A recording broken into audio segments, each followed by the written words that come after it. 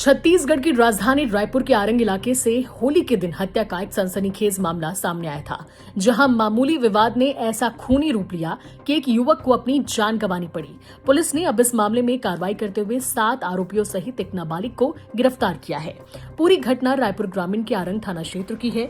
4 मार्च की सुबह जब पूरा इलाका होली के जश्न में डूबा था, तभी साहूपारा के पास एक ऐसी वारदात हुई जिसने कानून व्यवस्था पर सवाल खड़े कर दिए। मिली जानकारी के अनुसार मृतक नीरज लोधी अपने साथियों के साथ चाय पीने जा रहा था। तभी रास्ते में खड़े ध्रुव निषाद, राहुल साहू और उनके साथियों ने उन्हें रंग लगाने के लिए रोका। जब नीरज ने रंग लगवाने से मना किया तो विवाद बढ़ गया। देखते ही देखते आरोपियों ने नीरज और उसके साथियों पर हमला कर दिया। पुलिस के मुताबिक विवाद इतना बढ़ा कि संजू निषाद और उसके साथियों ने चाकू से नीरज के सीने और पीठ पर ताबड़तोड़ वार किए। गंभीर रूप से घायल नीरज ने दम तोड़ दिया। वहीं पुलिस ने मामले को गंभीरता से लेते हुए घेराबंदी की और घटना में शामिल सभी मुख्य 8 आरोपियों को दबोच लिया, जिनमें से एक नाबालिग को भी हिरासत में लिया गया है।